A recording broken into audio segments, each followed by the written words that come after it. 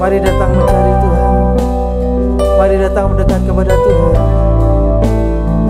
Bawa segenap rindumu.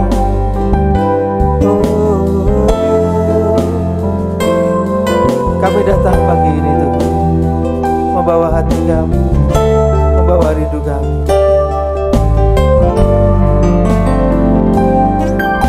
Seperti rusa merindukan air, begitulah jiwa merindukan Engkau. Ku berharap hanya kepadamu. Ku sembah Kau Allah, Tuhan dan Rajaku. Seperti dosa Tuhan yang merindukan Engkau. Seperti dosa merindukan air, demikianlah jiwa merindukan Engkau. Ku berharap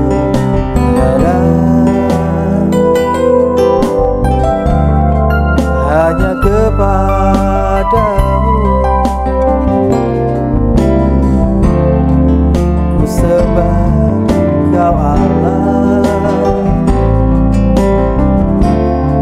Tuhan dan Rajaku.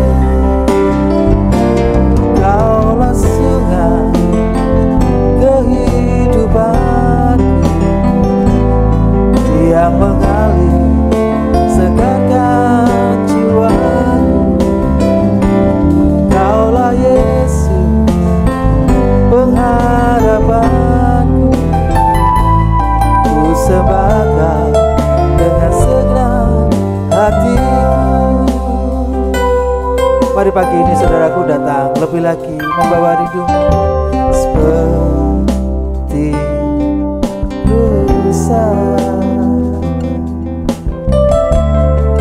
merindukan air, begitulah jiwa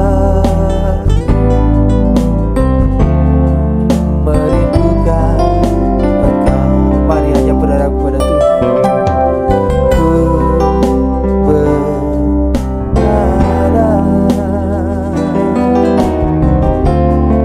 hanya kepadamu.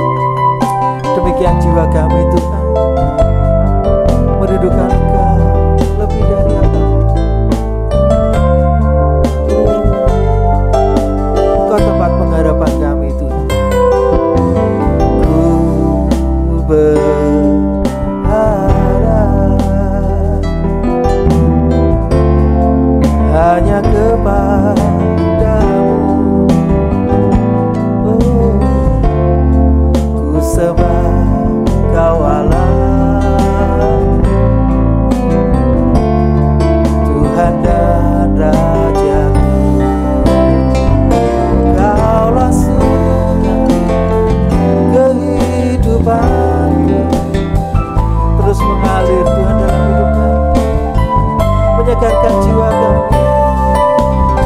Engkau Yesus, pengharapanku, ku sebagai dengan segenap hatiku. Kaulah surga kehidupanku yang mengalir segarkan jiwaku. Engkau Yesus, pengharapanku, ku sebagai dengan segenap. Mari lebih lagi katakan kepada Tuhan, Kaulah surga, Kaulah sungai kehidupanku yang mengalir segarkan jiwaku. Engkau Yesus, pengharapanku, ku sebagai.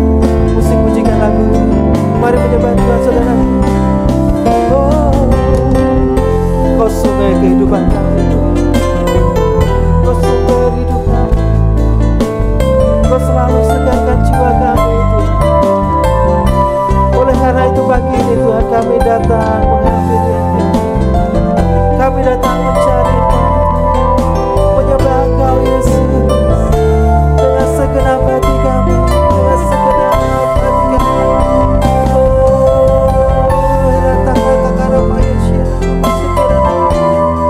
Mari bawa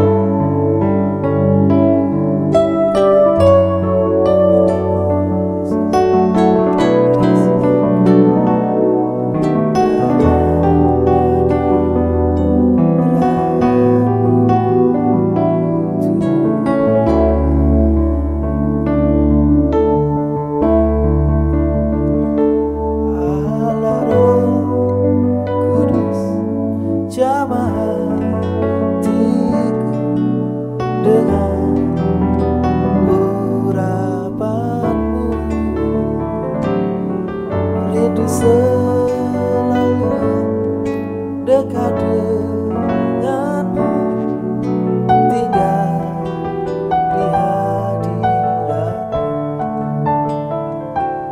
Allah Roh Kudus, jamah hatiku dengan urapanmu. Rindu selalu dekat denganmu, tinggal di hadiratmu. Allah Roh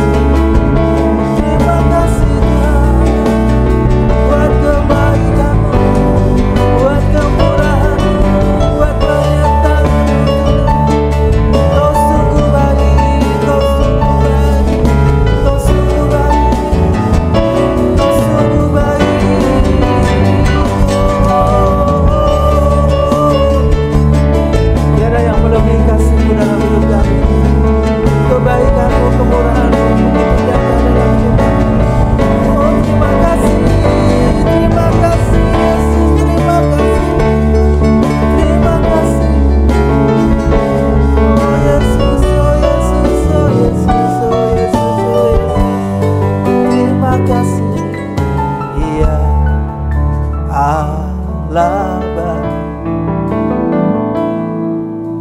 ya alaba,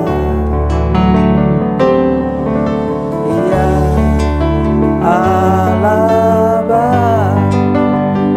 alaba bagimu. Katakan dia baik saudara.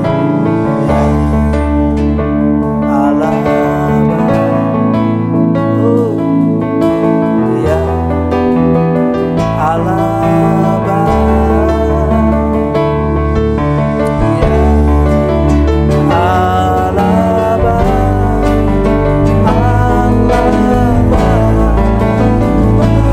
bagimu. Ya alaba,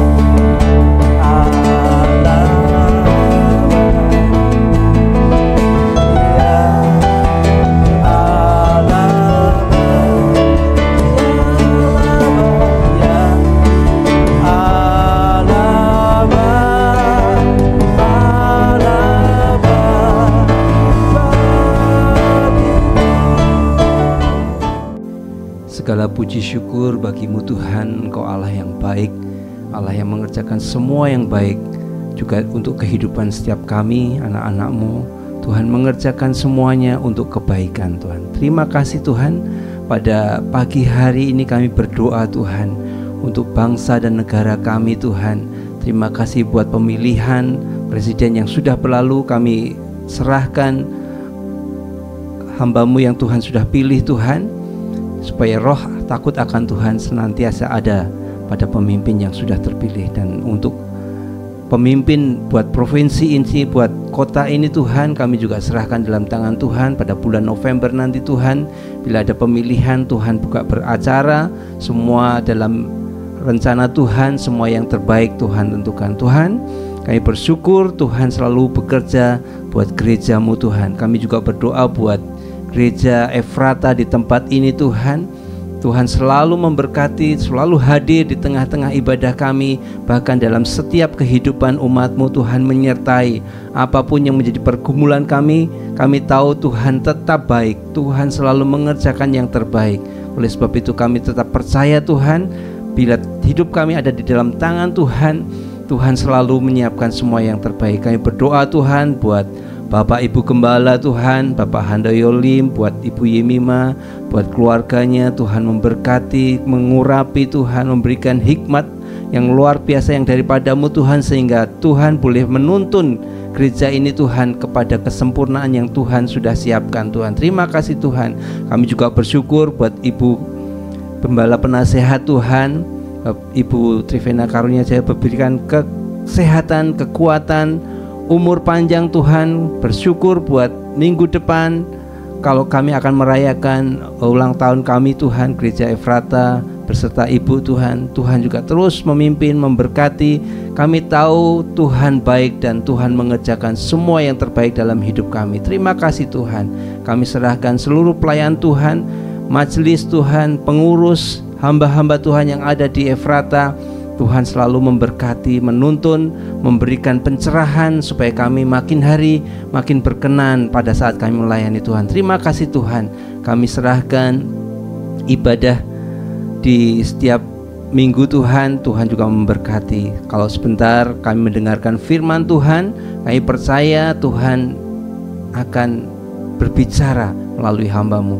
Tuhan memberkati kami semua dan memberkati hamba-Mu khususnya. Di dalam nama Tuhan Yesus kami siap dibentuk dan dimuridkan. Di dalam nama Tuhan kami sudah berdoa. Haleluya.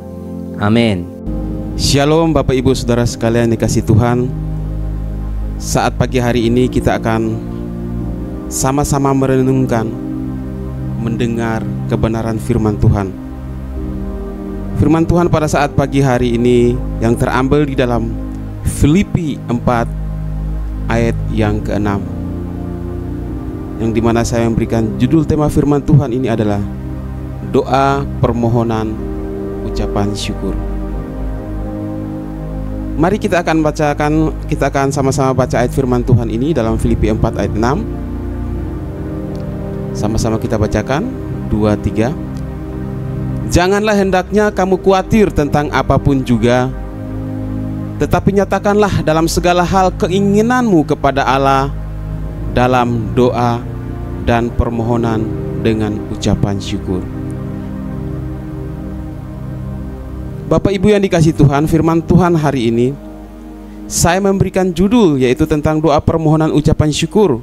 Walaupun dalam pembacaannya ini lebih kental dengan kekhawatiran, namun saya belajar merenungkan, mengambil dari sudut pandang yang berbeda. Dalam segala hal,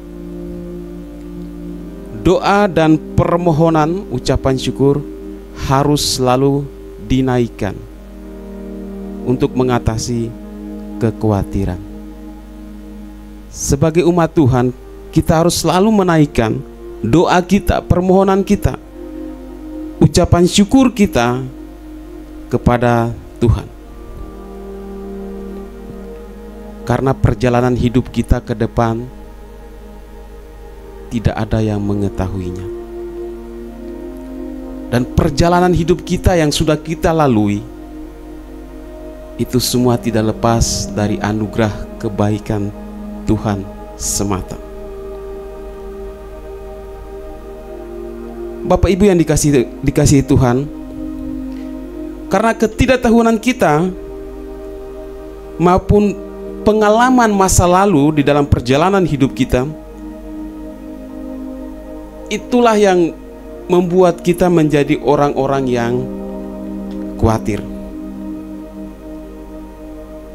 Karena perjalanan hidup manusia itu juga tidak pernah lepas dari yang namanya masalah. Hari demi hari masalah selalu ada di dalam kehidupan semua umat manusia. Sehingga ada kalimat-kalimat yang muncul, jikalau tidak mau ada masalah atau orang yang tidak mengalami masalah, berarti orang itu sudah tidak berada di dunia ini. Dunia ini tidak bisa memberikan suatu kepastian kapan saja bisa berubah, kapan saja bisa berlalu, kapan saja bisa tergantikan. Dan itu efeknya bisa terjadi di dalam kehidupan kita. Kita tidak bisa lari karena kita masih hidup di dalam dunia ini. Pastinya sebagai anak-anak Tuhan, kita tidak dididik untuk menghindar dari masalah, tetapi kita dididik, diajarkan untuk menghadapi masalah. Dan ingat saudara, kita dikatakan adalah orang-orang yang lebih dari pemenang. Apa artinya? Jikalau orang yang di luar Tuhan, orang yang di luar Kristus, mereka berlomba diawali dari awal garis start, tetapi kita lebih dari pemenang. Kita sudah di finish dan kita berlomba bukan untuk mendapatkan kemenangan, tetapi mahkota kehidupan. Amin saudara. Nah, firman Tuhan hari ini mengajarkan kita bagaimana kita dapat mengatasi masalah yang menyebabkan kita khawatir. Karena kekhawatiran itu bisa mengakibatkan, bisa mengalihkan pandangan kita, iman kita atas janji-janji Tuhan. Bahkan bisa merontokkan iman kita. Ya, sebagai contoh, Bapak Abraham, dia khawatir karena apa? Kekhawatiran dia tentang keturunannya. Akibatnya dia bersama istri Sarah mengambil keputusan yang tidak sesuai dengan firman Tuhan, seolah-olah ingin menolong hidup mereka ke depan, seolah-olah ingin memberikan jawaban kepada Tuhan, tetapi tidak sesuai dengan firman Tuhan. Yang kita tahu sendiri, Abraham jatuh ke dalam dosa, yakni dengan hadirnya Ismail. Walaupun zaman mereka pada saat itu, seorang budak itu halal karena kebiasaan. Kita tahu saudara, Abraham awalnya bukan seorang yang percaya. Dia dari daerah yang tidak mengenal Tuhan dan dipanggil Tuhan untuk keluar.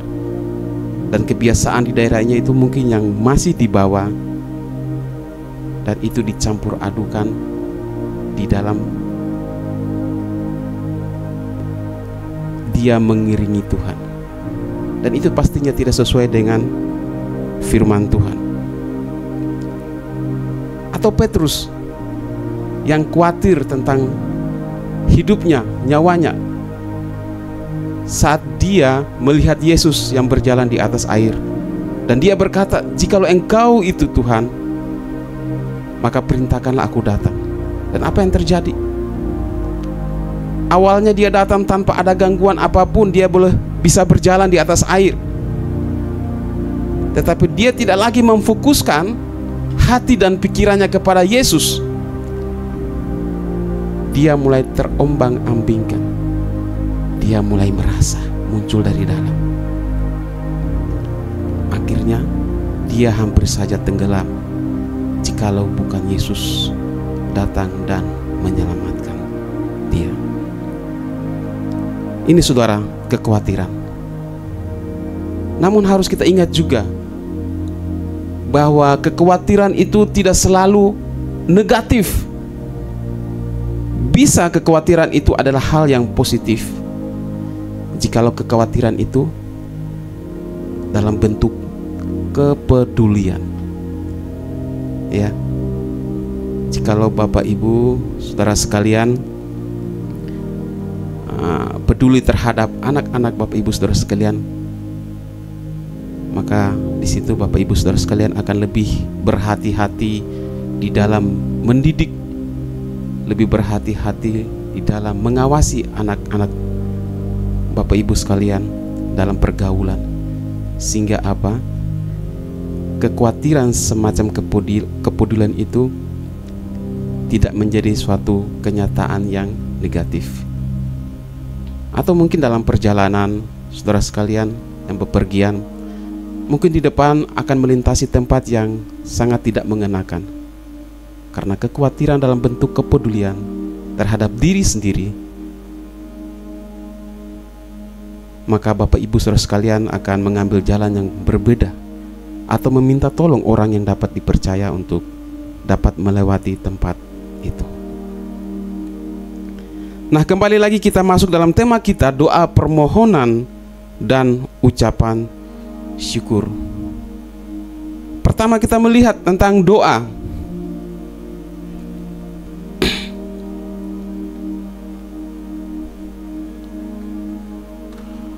Orang yang berdoa adalah orang yang sadar jika dirinya adalah manusia biasa. Manusia biasa tidak bisa melakukan hal-hal yang luar biasa, karena itu di luar batas kemampuan dia. Apapun kekuatannya, baik dia orang yang berharta, orang yang berkedudukan tinggi, orang yang kuat, tidak akan membuat dia menjadi manusia yang luar biasa.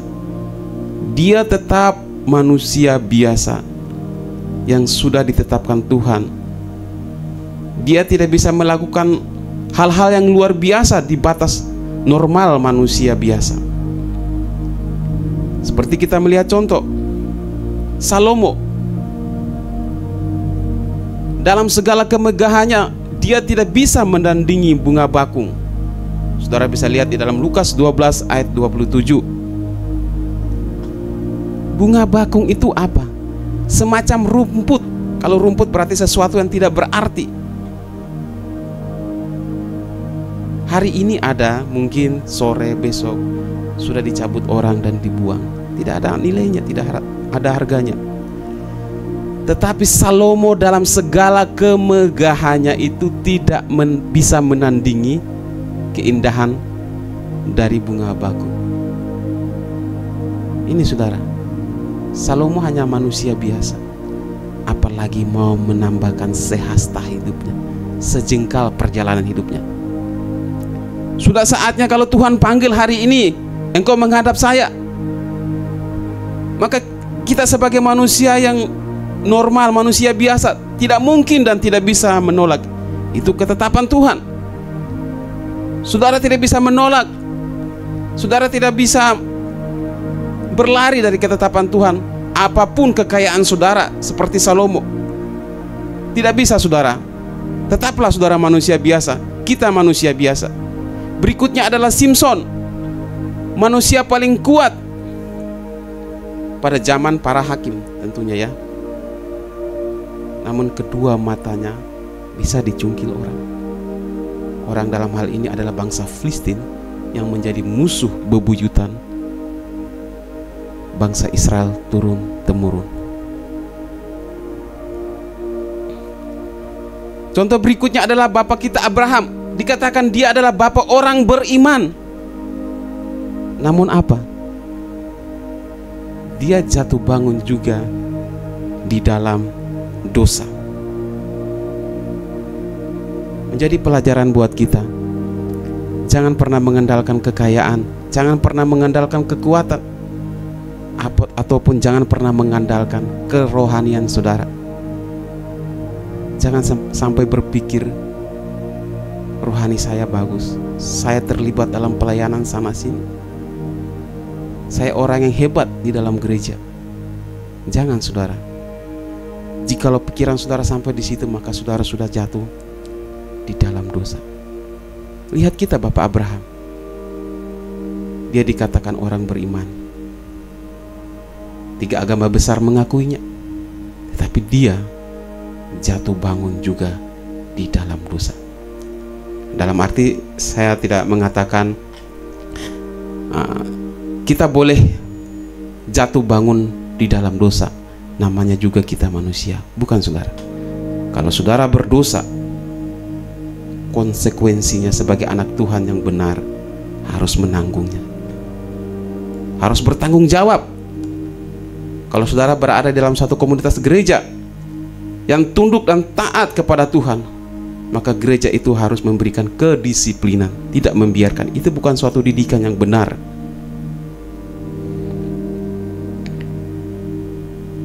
Yang berikutnya tentang doa. Orang yang berdoa adalah orang yang sadar jika dirinya hanyalah mengandalkan Tuhan. Orang yang mengandalkan Tuhan, orang yang membutuhkan Tuhan, berarti dia sadar kalau tanpa Tuhan dia tidak mampu. Di sini kita melihat para nabi, para hakim melakukan banyak mujizat. Para raja-raja Israel melakukan banyak pertempuran dan mengalami kemenangan. Namun itu bukan karena mereka hebat, bukan karena mereka kuat, tapi Tuhan yang sedang memakai mereka untuk menyatakan kemuliaannya. Seperti Elia, dia dikatakan Elia hanyalah manusia biasa, tetapi dia berdoa kepada Tuhan sehingga lewat dia Tuhan menurunkan hujan. Tetapi dia tetaplah manusia biasa. Karena apa? Di saat Elia mulai memusatkan pelayanan dia terhadap dirinya, dia mulai ketakutan, dia mulai stres. Akhirnya dikatakan dia ingin mati rasanya. Ini saudara, ini gambaran Elia, tetaplah manusia biasa. Jadi pelajaran juga buat kita. Jangan memusatkan pelayanan kita itu pada diri kita. Jangan mengatakan bahwa semua itu karena saya. Kalau bukan saya, maka semua itu tidak akan terjadi. Ini seperti bumerang. Kalau sikap semacam ini, hanya tunggu waktu saja, saudara akan mengalami seperti Elia. Jadi jangan pernah memusatkan pelayanan terhadap diri sendiri. Pusatkan pelayanan kita kepada Tuhan kita Yesus Kristus. Amin, saudara. Berikutnya lagi adalah Simson. Simson di akhir hidupnya, dia sadar dan dia berdoa kalau dia membutuhkan Tuhan dan meminta Tuhan untuk berikan kesempatan terakhir lagi agar dia dapat membalas perlakuan orang-orang Filistin yang mencungkil kedua matanya. Simson ini membutuhkan Tuhan, saudara. Tuhan memberikan dia suatu anugerah yang luar biasa dengan kekuatannya. Pada zaman dia tidak ada orang yang bisa menandinginya, baik orang Israel maupun musuh-musuh Israel, yaitu orang Filistin. Tapi apa? Dia menggunakan kekuatannya untuk kepuasan dirinya. Jadi dia sudah tidak membutuhkan Tuhan. Jadi dia yang dari sejak kandungan sudah dikhususkan Tuhan sampai lahir dan besar, dengan aturan-aturan yang dibuat Tuhan untuk ditaati, dilakukan, dia mengabaikan. Sehingga dia memberikan rahasia dari Tuhan itu kepada orang yang salah. Rambutnya dicukur, dia melanggar perintah, Tuhan meninggalkan dia, dan di situ kedua matanya dicungkil. Tetapi pada akhir hidupnya dia membutuhkan Tuhan. Berikan aku kesempatan lagi Tuhan, supaya aku dapat membalaskan perlakuan orang Filistin ini terhadap saya. Dia berdoa, dan saat dia berseru, Tuhan mendengarnya. Menjadi pelajaran buat kita, apapun dosa kita, Tuhan kita tetap baik. Saat saudara datang kepada dia, dia akan tetap mendengar. Dia sangat mengasihi kita. Saudara tidak mungkin memberikan anak saudara untuk dikorbankan, dan pastinya saudara memberikan juga nilainya tidak sepantas atau tidak sebanding dengan harga atau bayaran yang harus diterima Allah. Tetapi dia rela memberikan anaknya yang tak bercacat, yang kudus, yang suci, sangat mulia. Dengan harta dunia tidak bisa membayarnya, tetapi dia memberikan anaknya.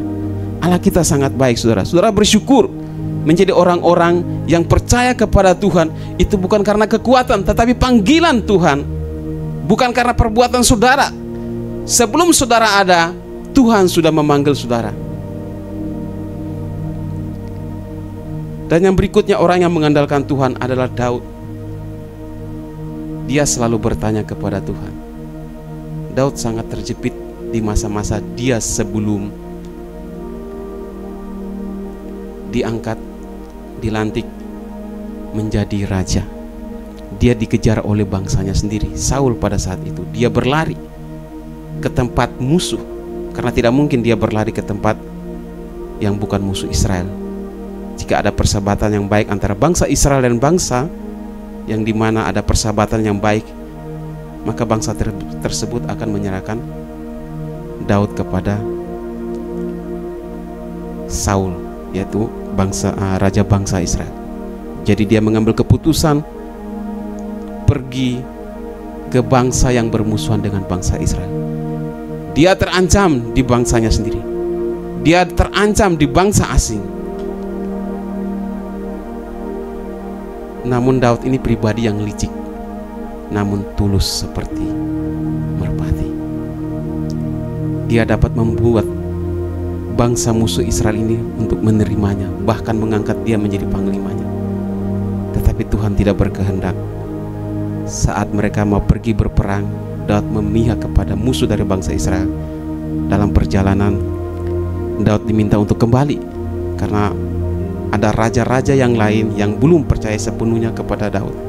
Saat dia kembali, tempat kediaman mereka dan orang-orangnya sudah dihancurkan oleh orang Amalek. Anak istrinya diangkat. Mereka meratap, menangis. Berarti tidak lagi ada harapan. Tapi Daud menguatkan hatinya, dan satu hal yang dilakukan, dia bertanya kepada Tuhan, dan Tuhan berkata, kejarlah mereka, aku akan menyerahkan mereka ke dalam tanganmu. Orang yang berdoa adalah orang yang mengandalkan Tuhan. Setelah berdoa, kita masuk berikutnya adalah tentang permohonan.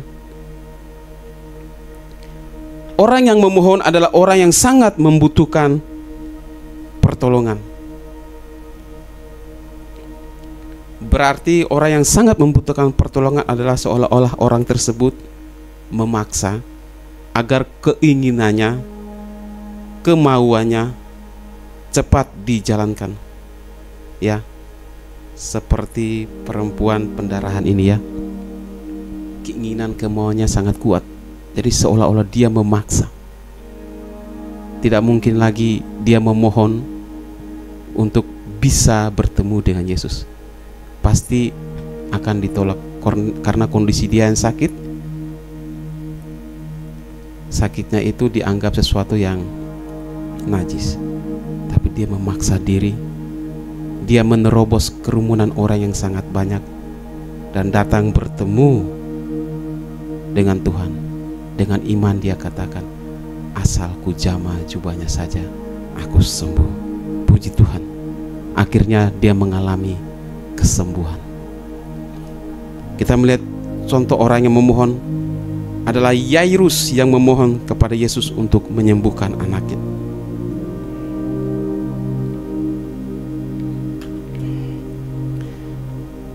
Yairus sangat terdesak dengan kondisi anaknya.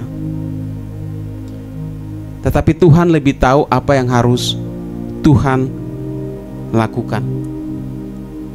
Mungkin Yairus berpikir bahwa Tuhan sengaja berlambat-lambat. Tetapi cara berpikir Tuhan itu berbeda. Apa yang Tuhan lakukan itu untuk memuliakan Allah Bapa di surga. Yairus berpikir bahwa anaknya kalau tidak segera atau tidak cepat ditolong, makanya anaknya mati. Dan benar, saat Yesus tiba di tempat kediaman Yairus, ada banyak orang yang sedang meratapi, menangisi akan kematian anak daripada Yairus. Tapi Tuhan berkata, jangan menangis, anak ini tidak mati, tetapi cuma tidur. Orang banyak tertawa. Mereka tertawa ini menunjukkan bahwa benar anak ini sudah mati. Tapi bagi Tuhan tidak ada yang mustahil. Di situ Tuhan menyatakan kemuliaannya, dan anak yang sudah mati dapat dibangkitkan kembali. Hal yang luar biasa. Berikutnya adalah orang yang memohon adalah orang yang tidak putus asa. Nah, orang yang tidak putus asa, dia akan melakukan apa yang menjadi keinginannya, kemauannya itu terus menerus setia sampai tujuannya itu tercapai. Dalam hal ini kita perlu belajar dalam tanda petik ya pada iblis. Iblis ini pribadi yang tidak pernah putus asa. Mengingat sewaktu dia jatuh di dalam dosa di surga, dia bukan turun ke dunia sendirian, bukan dilempar Tuhan sendirian, tapi dia menghasut malaikat-malaikat yang lain, dan banyak juga yang mengikuti dia, dan mereka dilemparkan dari surga. Dan gaya seperti ini masih juga dipakai di dunia saat dia menggodai Hawa. Dan berhasil. Hawa jatuh dalam dosa. Gaya yang sama juga dia pakai menggoda bangsa Israel sewaktu mereka keluar dari tanah Mesir menuju ke tanah perjanjian. Dan kita tahu sendiri, orang Israel, khususnya orang-orang Korah, banyak yang dibinasakan Tuhan karena keserakahan mereka. Dan gaya yang sama juga dia pakai untuk mencobai Yesus. Saudara tahu, Yesus tidak dapat ditaklukkan iblis. Yesus menang dalam godaan iblis. Dan gaya yang sama itu dia akan pakai untuk menggoda kita umat-umat Tuhan atau pengikut Kristus. Iblis tidak pernah putus asa. Waktu Tuhan mengalahkan dia dalam godaan tersebut, dikatakan bahwa dia akan menunggu waktu yang tepat. Berarti dia akan datang lagi. Menjadi pelajaran buat kita bahwa iblis tidak pernah menyerah menggoda kita. Saat pertama kali dia menggoda kita, mungkin dia gagal, kita menang, tapi dia akan kembali lagi waktu yang tepat. Mungkin pada saat saudara mulai membutuhkan uang, dia akan datang dengan tawaran. Itu waktu yang tepat. Saat saudara sudah tidak kuat lagi dengan kondisi saudara yang sangat terdesak, dia akan menawarkan. Asalkan saudara mengikutinya. Kalau saudara mengikuti, saudara sebagai hamba Tuhan, bukan lagi hamba Tuhan, tapi hamba setan. Berikutnya lagi adalah orang yang memohon adalah orang yang tidak putus asa, seperti seorang janda yang mengadukan haknya kepada hakim yang tidak benar. Dia terus datang dan datang, akhirnya keinginannya terkabulkan. Jika hakim yang tidak benar saja dapat mengabulkan permohonan kita, apalagi Bapa kita yang baik di surga. Dia sangat baik, teramat baik, dan hanya Dia yang baik. Dia sudah memberikan Roh Kudusnya kepada kita, menolong kita, menuntun kita dalam segala hal. Naikkanlah permohonan kita kepada Dia, maka Dia akan menolong kita sesuai dengan kehendaknya. Kalau memang sebagai manusia kita berpikir tidak sesuai dengan harapan, itulah jawaban Tuhan. Jadi kita jangan sampai memaksa Tuhan, karena yang terbaik itu yang Dia lakukan buat kita, sekalipun kematian. Poin yang ketiga adalah ucapan syukur.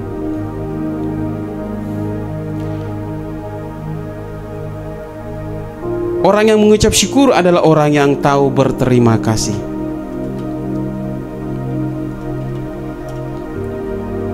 Ya, kita melihat seperti 10 orang kusta. Dari ke-10 hanya 1 yang datang berterima kasih kepada Yesus. Kita yang mana? Apakah kita yang 9 orang atau yang 1 orang? Tetapi sebagai orang yang tahu berterima kasih, kiranya kita adalah bagian dari orang yang cuma 1 tersebut. Berikutnya adalah orang yang mengucap syukur adalah orang yang puas dengan anugerah Tuhan. Orang yang puas dengan anugerah Tuhan tidak akan menuntut, memprotes, apalagi menyalahkan Tuhan. Seperti Daud, dia merenungkan kebaikan Tuhan. Dia berkata, siapakah aku ini Tuhan, sampai Engkau mengangkat aku menjadi raja.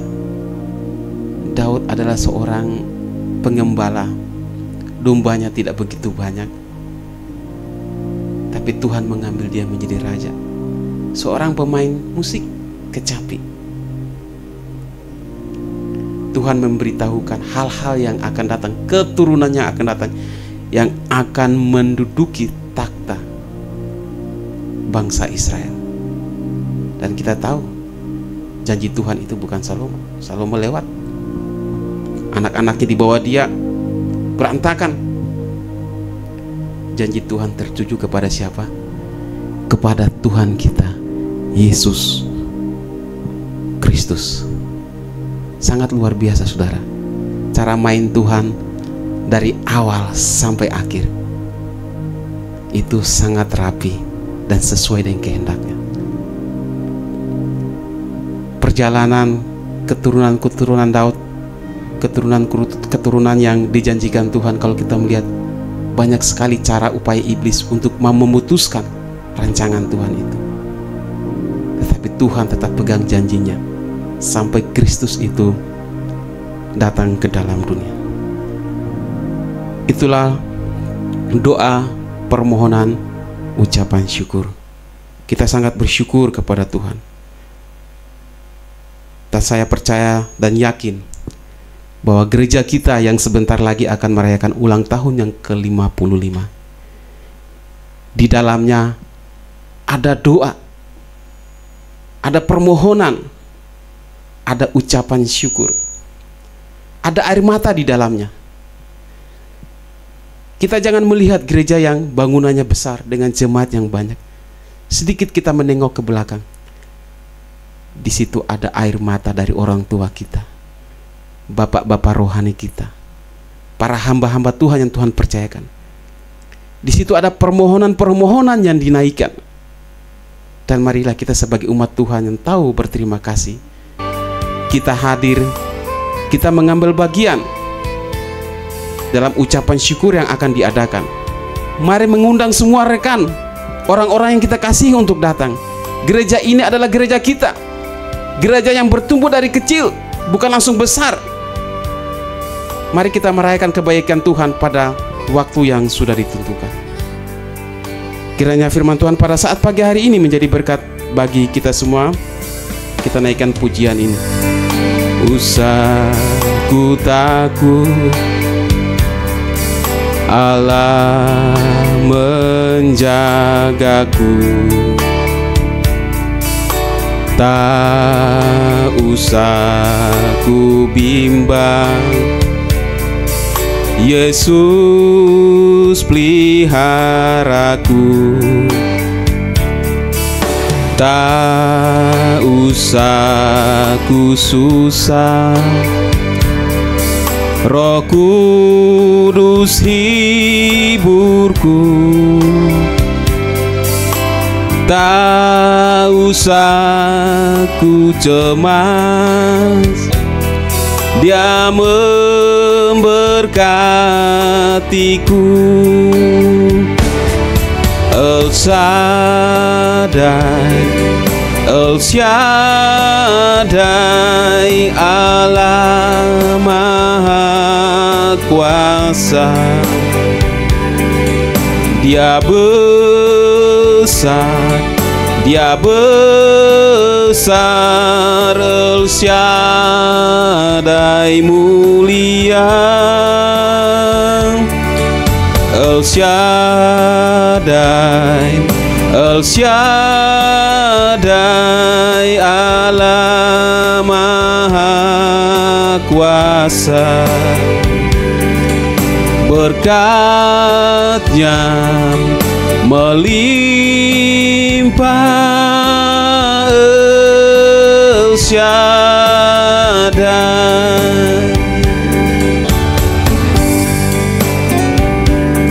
Saudara, doa dan permohonan serta ucapan syukur kiranya terus kita naikkan, kita panjatkan kepada Tuhan kita. Dialah kekuatan kita, Dialah harapan kita. Dia maha kuasa seperti pujian ini, El Shaddai.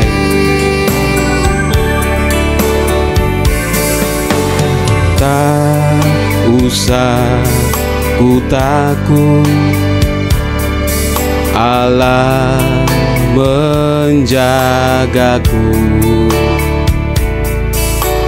Tak usah ku bimbang, Yesus peliharaku. Tak usah ku susah, tak usah ku susah, Roh Kudus hiburku. Tak usah ku cemas, Dia memberkatiku. El Shaddai, El Shaddai, El Shaddai, Allah Maha Kuasa. Dia besar, Dia besar, besar, El Shaddai mulia, El Shaddai, El Shaddai, Allah Maha Kuasa. Berkat-Nya melimpah,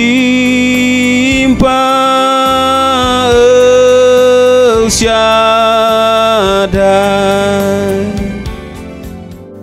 Amin. Mari kita datang kepada Tuhan. Bapa, terima kasih buat kasih-Mu, anugerah-Mu. Kalau kami boleh memasuki minggu yang baru bersama Tuhan, kami percaya minggu ini adalah minggu yang luar biasa, minggu yang kami diberkati, minggu di mana kami akan melihat segala kebaikan Tuhan tercurah dengan dahsyatnya. Memberkati semesta melayani hari ini, khususnya hamba-Mu Bapak Kirso yang sudah sharing firman, pakai hidupnya semakin dahsyat untuk melayani, untuk menjadi alat Tuhan. Kami serahkan hari ini dalam tangan Engkau. Kiranya apapun yang kami lakukan dibuat Tuhan berhasil dan beruntung. Terima kasih Tuhan, dalam nama Yesus. Saudaraku, terimalah berkat dari Allah Bapa, cinta kasih Tuhan Yesus Kristus, dan persekutuan dengan Roh Kudus menyertai senantiasa sekarang sampai selama-lamanya. Doa Bapa kami yang di surga, dikuduskanlah nama-Mu, datanglah kerajaan-Mu, jadilah kehendak-Mu di bumi seperti di surga. Berikanlah kami pada hari ini makanan kami yang secukupnya, dan ampunilah kami akan kesalahan kami, seperti kami juga mengampuni orang yang bersalah kepada kami. Dan janganlah membawa kami ke dalam pencobaan, tetapi lepaskanlah kami daripada yang jahat, karena Engkaulah yang mempunyai kerajaan dan kuasa dan kemuliaan sampai selama-lamanya. Amin. Selamat pagi, Tuhan memberkati.